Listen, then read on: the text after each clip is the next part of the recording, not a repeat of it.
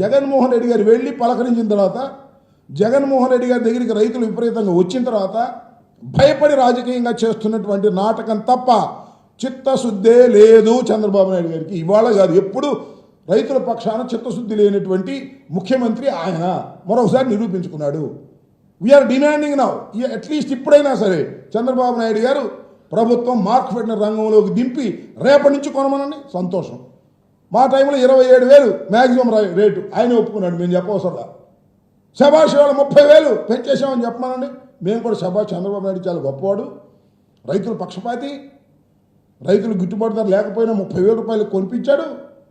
మా టైంలో 27,000 రూపాయలే అని మేము కూడా మెచ్చుకుంటాం. అదేం లేదు, మాటలు అయితే చెబుతున్నాడు, గొప్ప మాటలు. ఉదయం తొందరపడమాకండి, కంగారు పడమాకండి, మీకెందుకు మేమున్నాం, రైతులను ఆదుకుంటాం. 1 కిలో మాత్రం మిర్చి కొనే పరిస్థితి లేదు, అమ్ముకుంటున్నారమ్మా వచ్చి మిర్చి యార్డులోకి వచ్చి తక్కువ ధరలకి 7,000 8,000 తేజ కాక మిగతాయి. ఇవాళ 11,781 రూపాయలకు అన్న తగ్గితే మేము కొంటాం, మేము ఇస్తాం అంటున్నారు.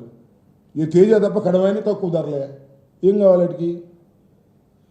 సో చంద్రబాబు నాయుడు గారు మిర్చి రైతుల్ని పచ్చి మోసం చేసేటటువంటి కార్యక్రమం చేస్తున్నారు. ఇది సరైనటువంటి పద్ధతి కాదు.